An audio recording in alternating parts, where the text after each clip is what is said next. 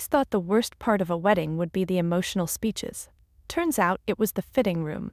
I stood under harsh fluorescent lights, wearing a pale lavender dress that clung to me in all the wrong places.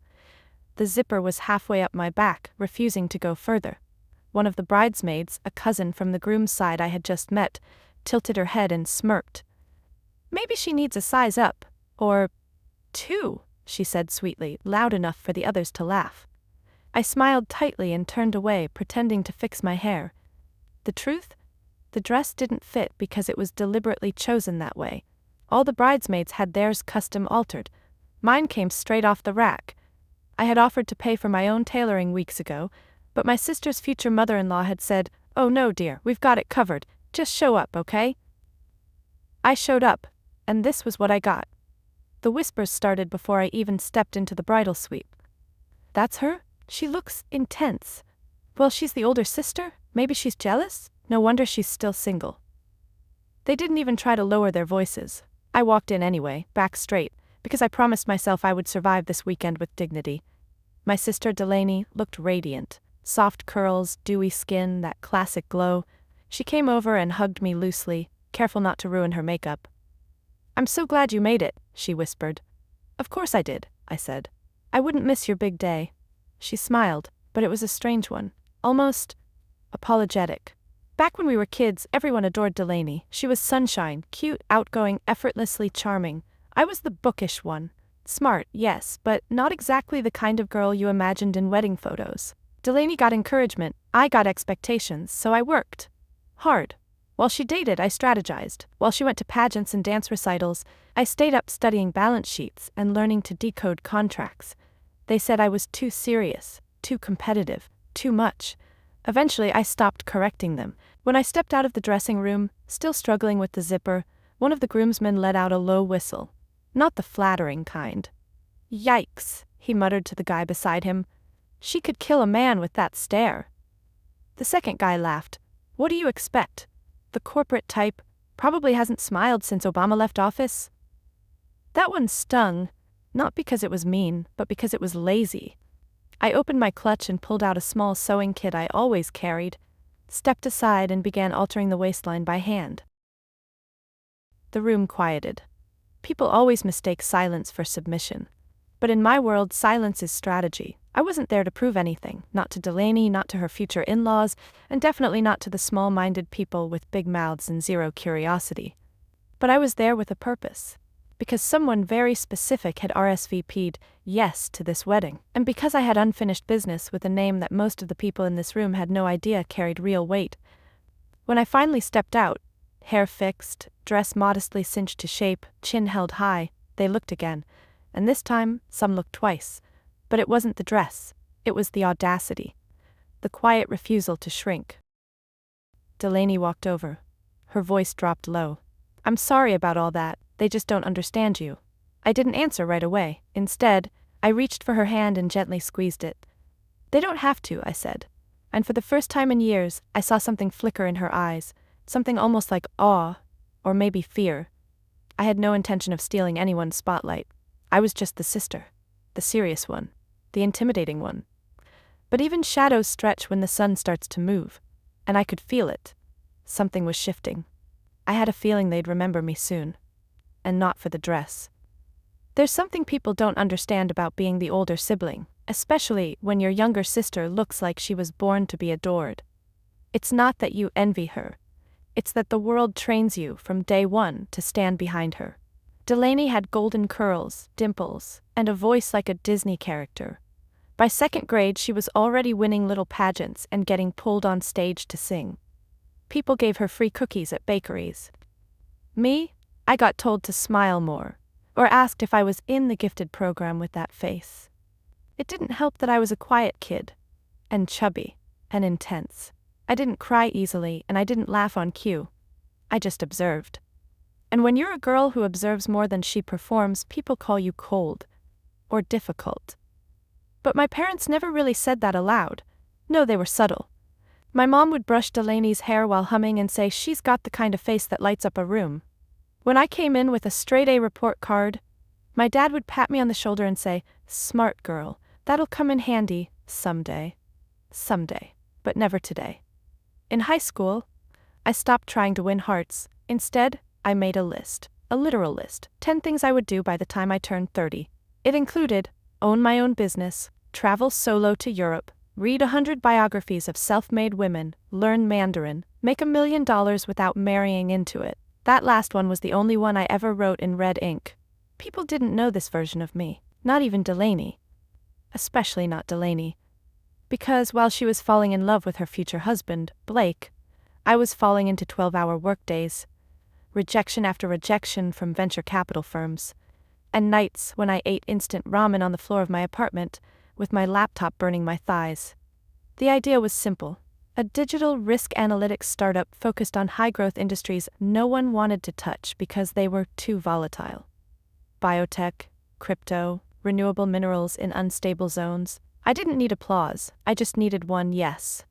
I got it when I was 28, and everything changed. But I never told my family. I guess, deep down, I wanted to see how long it would take before they noticed something had shifted. Or if they even could. Spoiler, they couldn't. To them, I was still the older sister who worked too hard, who was always so serious, and who never brought a boyfriend home. At holidays, I got questions like, do you even like people? And are you happy? Or just busy? So I laughed. I played the part. The truth is, sometimes being underestimated is the greatest superpower you can have. Because no one sees you coming. A month before Delaney's wedding, I got a call from someone on the groom's side, Mrs. Patterson, the groom's mother. She asked for my dress size. I offered to give them my tailor's number, even said I'd pay to have the dress fitted to my frame. She chuckled softly. "Oh no, sweetheart," she said. "This isn't that kind of wedding. We want everyone to look uniform and soft, simple elegance." It wasn't a request, it was a message. I hung up the phone and sat in silence for a long time. Then I opened my laptop and started working on a partnership proposal for someone I'd met 6 months prior, a man with a name I recognized instantly. His name would come up again, soon, on that very wedding weekend. But for now, I just kept building in the dark, waiting. It's funny, really. People spend so much time worrying about how they appear, how they're seen by others. But I wasn't building a life so someone else could clap for me. I was building it so no one could take it from me. And if you think that makes me intimidating, good, you should have seen the version of me before I learned how to smile with my teeth and with my contracts. The rehearsal dinner was held at a country club that looked like it had never seen a single drop of sweat or bad credit. White walls, soft jazz, waiters with name tags written in cursive. It was the kind of place where laughter was polite, the napkins were folded like swans, and eye rolls came in passive-aggressive waves. I arrived 10 minutes early. Not because I wanted to, but because I'd been told repeatedly that the wedding party should be punctual and polished. Delaney was already there, her hand tucked into Blake's elbow like they'd been sewn together. She looked beautiful, of course, like she belonged in a bridal magazine. "You made it," she chirped, air-kissing my cheek. "You look sharp. Sharp, like a blade?" "I wasn't aware we had a dress code," I said lightly, glancing around at the sea of soft pastels and pearl necklaces. Delaney's future mother-in-law, seated nearby, gave me a once-over and frowned. "We thought the dress you wore at the engagement party was a bit harsh, so we figured something softer would be more fitting for a family event." Family event. Not my family, apparently. They sat me at the end of the long banquet table, the far end, past the cousins, past the children's table, near the server's entrance. I stared at my name card tucked between a 6-year-old's juice glass and a gluten-free menu for a diabetic aunt I hadn't met. I didn't complain. I just sat down and poured myself a glass of water. The groomsmen started to arrive, loud, laughing, fresh from a round of golf. One of them glanced toward me, smirked, and leaned in to whisper to the guy beside him. "Who is that again?" "That's the sister," his friend said. "Oh, right, the scary one." They chuckled. The sound was so lazy, so unbothered, like I was just some off-brand party favor someone forgot to take out of the packaging. Dinner began. Toasts were made. Blake's brother got up and told a story about how Delaney once burnt mac and cheese in college. The room roared with laughter. Another bridesmaid shared how Blake cried when he proposed. Everyone melted. When they called on me, I declined. "No speech," someone muttered. I figured I'd save my voice for the wedding, I replied. They nodded, probably relieved, but the air shifted when an older man seated 2 spots away from me spoke up. That was a smart move, he said quietly, raising his glass to me. I looked at him, salt and pepper hair, tailored navy suit, eyes that looked like they missed nothing. You don't waste good words on bad timing, he added. I blinked. Excuse me? He extended his hand across the table. Victor Langston, I don't believe we've met. I froze for just a half second.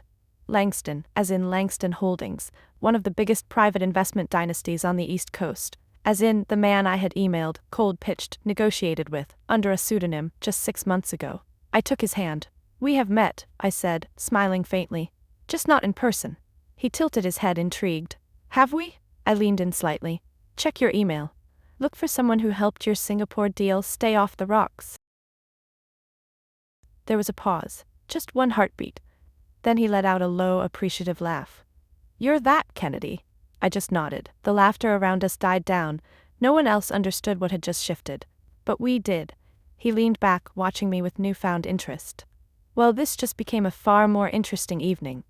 Delaney caught my eye from across the room. She was smiling, but it didn't reach her eyes. Maybe she noticed I was speaking with someone important. Maybe not. But the tone of the night changed subtly. Some people started asking me questions, where I worked, what I did. If I knew so-and-so from LinkedIn, I answered politely, vaguely. Because the truth was, I wasn't here to network. I was here to watch, and they were showing me everything I needed to know. On my way out, one of the groomsmen jogged up beside me. Hey, listen, he said, scratching his head awkwardly. Sorry if we were a little, dismissive earlier. Blake didn't really explain how accomplished. I tilted my head. Is that so? He nodded, eager to recover. I mean, I just assumed you were some bitter single older sister type, you know? I gave him a smile so sharp he nearly tripped on his own loafers. Let me guess, I said. You're in real estate? How'd you Lucky guess. I walked away before he could finish.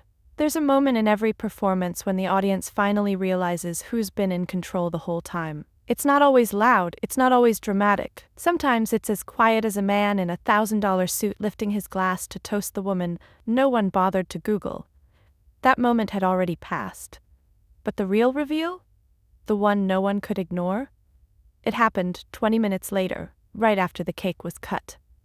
The DJ called for the wedding party to gather for a group photo. Bridesmaids fluffed their hair, groomsmen straightened their ties. Delaney stood in the center like a porcelain doll come to life, her arm looped through Blake's. I stayed near the edge, unsure if they even wanted me in it. I'd been half present this whole time, technically involved but not exactly celebrated. Hey, Delaney called, motioning. Come stand next to me. I hesitated. Then Victor walked by and murmured low enough for only me to hear. You should be in the center, but let them figure it out the hard way. I smiled and took my place. The photographer tried to be diplomatic, arranging everyone by height and color tone. But somehow, I was still tucked at the end, cut off by one of the groomsmen who kept leaning in for the camera. Can you step aside a bit? He asked me. I raised a brow. You want me to leave the frame? He chuckled awkwardly. No, it's just, you're sort of commanding. Commanding. There it was again. Not elegant, not graceful, not even poised, just commanding. Like a bulldozer in a sea of garden statues. I stepped back just a little, enough to give them the picture they thought they wanted. Then I stepped right back in, just as Victor turned and waved the photographer off. One more photo, he said. My way. He took the mic. I'd like to request a photo, he said, with the woman who made this weekend far more valuable than anyone here realizes. There was a beat of confusion. Then all eyes turned to me. Victor gestured to the center spot. Kennedy, come here. I didn't move at first, just looked at Delaney, who blinked at me like she was watching a stranger unfold before her eyes. Then Blake's father, still clearly catching up to the significance, muttered to his wife, He doesn't mean that Kennedy, does he? Victor smiled. Yes, that Kennedy. And just like that, the room shifted again. I stepped forward, heels clicking like punctuation marks on marble. The photographer looked dazed. Should we, do one with everyone else too? Victor didn't even glance at him. This one's enough. Later, as the guests began to dance and the wine loosened the edge off everyone's pride, the small reconciliations started to trickle in. One of the bridesmaids came over, cheeks flushed with embarrassment. "I didn't know you were that connected," she said. "I'm not," I replied. "I'm just consistent." She didn't get it, but she smiled anyway and left. Then came Blake's mom. "Dear, I owe you an apology," she said, clutching her pearls like they might protect her from awkwardness. "You don't," I said simply, "but I'll take it anyway." She nodded quickly and disappeared. But the one who lingered was my father. He wasn't a man of many words, never had been. Growing up, he gave me advice like don't talk back and save your money. He shook hands, not hands-free hugs. But now he looked at me with something different in his eyes. He stepped forward, slow and deliberate. "I always thought you were tough," he said. I tilted my head. "That sounds like a compliment from you." He nodded. "It is. I just didn't realize you were sharp too." A pause. "Were you always like this?" I smiled. "No, I became this." He looked down at his shoes. Then, without saying another word, he patted my shoulder. That was his way of saying, "I'm proud of you." And strangely, it was enough. As the night wound down and the glittering lights dimmed, I stood alone by the window, watching the guests slowly file out. Laughter echoed, shoes clicked, someone had already spilled champagne on a velvet chair. Victor passed by me one last time. "Monday?" he asked. I nodded. "Monday." He looked at me, eyes amused. "You know they'll all be Googling you before then." "Let them," I said. "It'll give them something to talk about." He chuckled and disappeared into the night. I turned back to the room and took a mental snapshot. Not because I needed the memory, but because I knew, somewhere, someday, this moment would become a story. Not just about revenge, but about reclaiming space and letting the world finally catch up. The next morning, brunch was quiet. Delaney's new in-laws hosted it at the same country club, but the mood had changed. The laughter was a little more cautious, the glances a little more prolonged, like everyone was still trying to recalibrate their mental spreadsheets. Kennedy, not just the older sister, not just intimidating, not just background noise. They didn't know where to place me now, and I didn't give them a map. Delaney sat across from me at the long table, sipping her mimosa, her fingers fidgeting with the corner of her napkin. She looked exhausted, not in the makeup-smudged hangover way, in the emotionally wrung-out way. "Did you know he'd say something?" she finally asked. I raised an eyebrow. "Victor?" She nodded. "No, but I wasn't surprised." She looked down, letting that settle in. "I didn't realize," she whispered. "I mean, I knew you worked hard, but I thought maybe you were just avoiding everything. Life, relationships, us." That one stung a little, but I didn't let it show. "I wasn't avoiding anything," I said. "I was building something." Delaney blinked at me like she wasn't sure whether to be ashamed or impressed. "I guess I never asked." "You didn't need to," I said gently. "You had the spotlight. I had my spreadsheets." After brunch, people started approaching me. Small conversations, careful tones. One of Blake's aunts took my hand. "I had no idea what you did for a living, dear. You should have spoken up." I smiled. I've never needed to speak up to be heard by the right people. That one went right over her head, but it made me feel better. Even Blake came over, the golden groom, the man who once introduced me at the engagement dinner as Delaney's brilliant but scary big sister. He shuffled his feet. I wanted to say, "I get it now," and congratulations on the deal with Victor.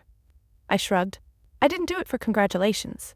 He gave me an awkward nod and disappeared into the safety of small talk and mimosas. The moment that truly got to me, though, the one I wasn't expecting, was when my mother found me. She'd spent most of the weekend fluttering around Delaney like a show mom, making sure every photo was perfect, every hair in place. But now she stood before me, eyes glassy. "I heard what that man said last night," she began. "Victor," I said. "His name is Victor." She nodded. "Right, Victor." A pause. Then, "You always were so strong. I didn't always understand you, I still don't, but I'm starting to realize maybe that wasn't your fault." I froze. My mother never apologized, not directly, not even sideways. "I just wanted you to be okay," she said. "But I realize now you weren't trying to be okay, you were trying to be great." She looked at me, then away, then back again. "I think you succeeded." That should have felt like victory. But instead, it felt like something deeper. Release. The weight I'd carried, not just of being overlooked, but of trying to prove something, suddenly lightened. Later that afternoon, as everyone packed up to leave, Delaney walked me to my car. "Are we okay?" she asked. I leaned against the door and took a breath. We're different, I said. We always have been. But I think we're finally starting to see each other for who we are, not who we expected each other to be. She nodded slowly. Then she laughed. I still don't understand what your job is, though. I smiled. It's okay, most men in that room didn't either, but they will. She reached for my hand. Next time I want you at the center of the photo, not because of some billionaire, because you're my sister. That got to me. I squeezed her hand. Next time, I said. As I pulled away from the country club, the past 3 days replayed in my mind like snapshots. The too tight lavender dress, the dinner table exile, the smug laughs, the stunned silence. The bow. They thought I was just her sister. Now they'd remember me as something else entirely. And the best part? I didn't become this to be remembered. I became this to be free. All this time, I thought I was fighting to prove myself to them. But the truth is, I was fighting to believe I didn't have to anymore. There's a difference between proving your worth and simply being it. Between needing to be seen and choosing when to be. They say success is the best revenge. I don't believe that. I think peace is. Peace, the kind that comes when you don't flinch at insults anymore. When you walk into a room and don't care if anyone stands up. When you know exactly who you are. And finally, that's enough. Monday morning came quickly. Victor's assistant called at 7:43 a.m. sharp. He'd like to meet at 9, she said. Says he's clearing his day. That alone told me everything I needed to know. I wore black, not because I wanted to intimidate, but because it was mine. Power, comfort, elegance, and a reminder. I no longer had to twist myself to fit into lavender dresses or dinner table expectations. We met in a corner office overlooking the skyline. He offered coffee, I declined. We talked numbers, timelines, confidentiality, but the thing that stuck with me most was what he said as we shook hands. You don't need me. You've already built the engine. I'm just pouring in gasoline. I smiled. I don't want need. I want alignment. He grinned. Then we'll get along just fine. By Wednesday, the news broke. Langston Holdings was entering a new tech venture, quietly advised by a private strategist known for solving high-risk financial puzzles. My name wasn't in the article. Exactly how I wanted it. Let the whispers swirl. Let them wonder who I was. I wasn't waiting for a headline. I was writing my own. That Friday, Delaney texted me. A photo of us, standing side by side at the wedding, arms linked, smiles real this time. I sent this to Mom, she said she framed it. Me. Does it have a quote under it? Yes, she wrote 2 daughters, 2 forces. I laughed, alone in my apartment with the skyline glowing behind me. 2 forces. Took her long enough. Then another text followed. Hey, what you said about not dimming yourself? I think I needed to hear that too. I stared at the screen, then typed back, me, you were never too small, I was just taught to make myself smaller. No reply, just the 3 dots. Then, Delaney, let's promise not to shrink anymore, deal? Deal. That weekend, I took the longest walk I'd taken in years. No earbuds, no meetings, just me. Me in the city I'd quietly built my world inside of.